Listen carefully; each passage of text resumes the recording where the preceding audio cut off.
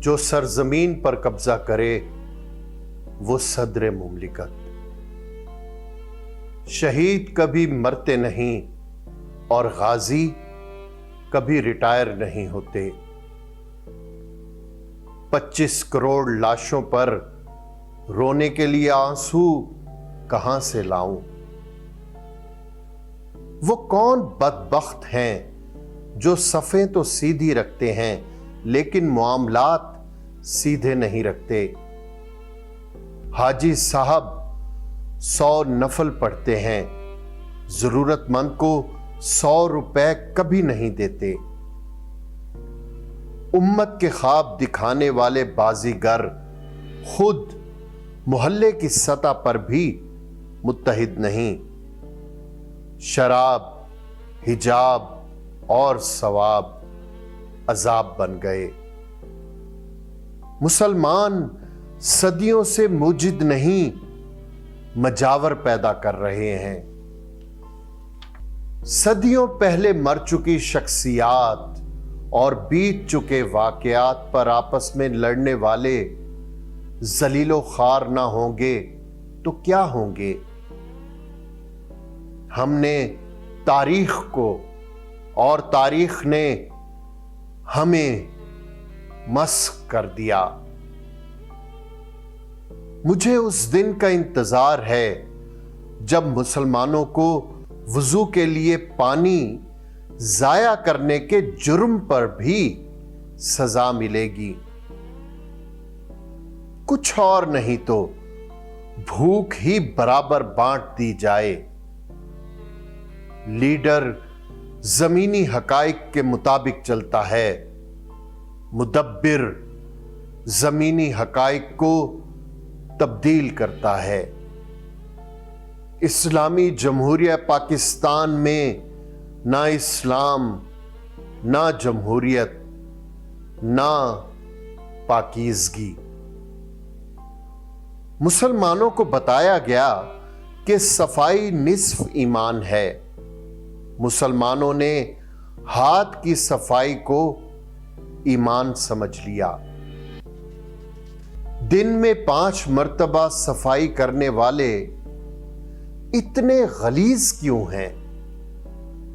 مسجد discipline سکھاتی ہے، ہماری بیشتر مساجد تجاوزات کی مرتکب ہیں۔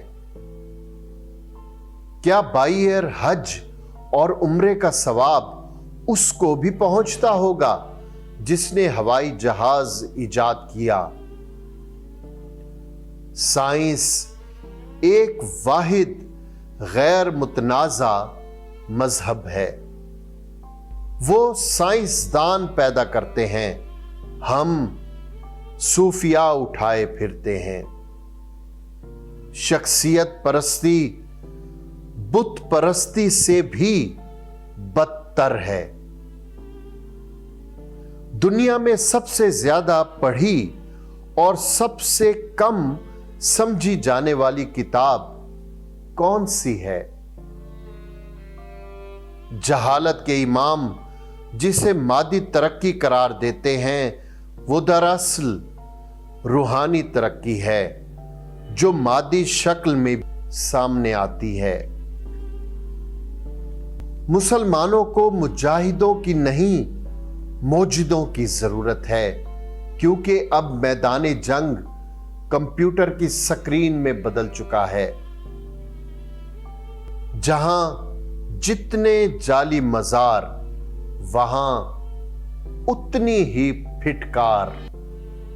ہماری جمہوریت ہی نہیں، آمریت بھی جعلی اور 2 نمبر ہوتی ہے۔ جب اوپر ناجائز قبضہ ہو تو نیچے قبضہ گروپ ہی جنم لیتے ہیں۔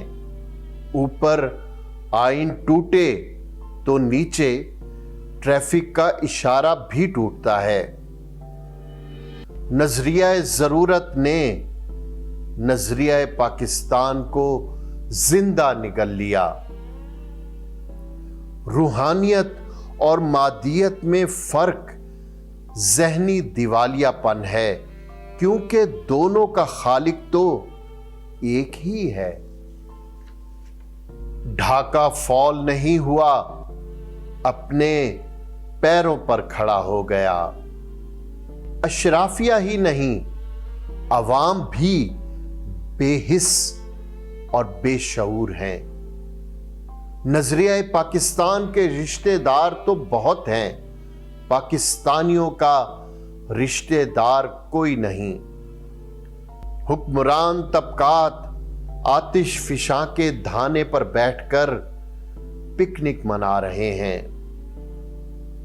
جج، جرنیل، جرنلسٹ، جاگیردار اور نام نہاد عالم عوام کے لیے بوسہ مرگ سے کم نہیں۔ مغربی ایجادات کے طفیلیوں، ان کے تضادات کا بھی ذائقہ چکھو۔ جس ملک میں مرد آزاد نہیں، وہاں آزادی نصفہ کا نعرہ لگانے والی بیگمات چڑیلوں سے بھی بدتر ہیں۔ میرا منشور، حکم اللہ کا، قانون قرآن کا، راستہ رسول کا، پاکستان سب پاکستانیوں کا۔ لوگوں کے ساتھ جھوٹ بولتے ہیں۔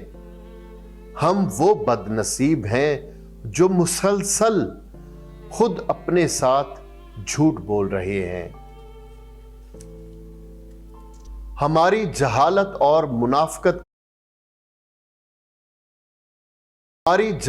اور منافقت کی انتہا کہ بابا بلے شاہ بھی ہمارا ہیرو اور احمد شاہ ابدالی بھی، حالانکہ بابا ابدالی کو ڈاکو سمجھتا تھا۔ ہم اورنگزیب عالمگیر کے بھی گن گاتے ہیں اور اس کے حکم پر قتل کیے گئے سرمد کو بھی شہید کہتے ہیں۔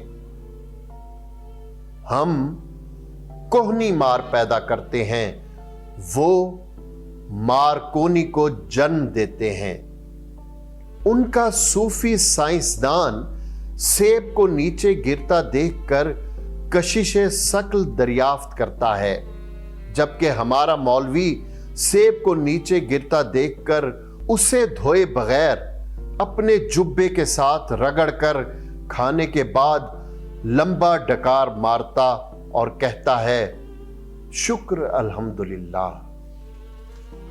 اسلام کے دشمن باہر نہیں، اس کے اندر ہیں، لیکن ہمارے حکم کرسٹل بلاک میں میری رہائش ہے۔ سوسائٹی والوں نے ہمارے ساتھ بہت کوآپریشن کی ہے، اسپیشلی علیم خان صاحب۔ یہ ان کی لائبلٹیز تو نہیں تھی کہ انہوں نے پیسہ دینا، ہمیں لاس ہوا ہے، ہمارا ہوا، تو یہ بڑی مہربانی ہے ان کی، میں شکر گزار ہوں ان کا۔ علیم بھائی بہت بہت شکریہ، مہربانی۔ حکمرانوں نے ہمیں کہیں اور الجھا رکھا ہے۔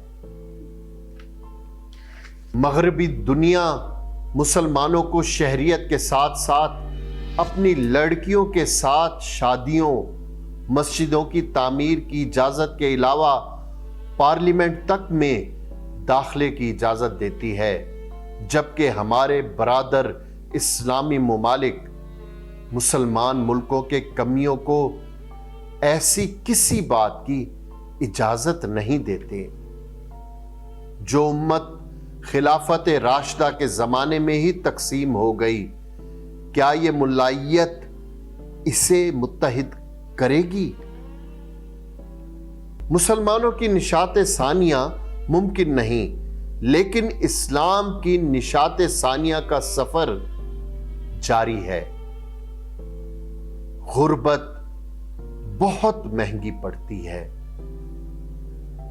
مجھے دین کو سمجھنے کے لیے قرآن پاک، سیرت النبی اور خطبہ حجت الوداع کے علاوہ کسی اور شے کی ضرورت نہیں۔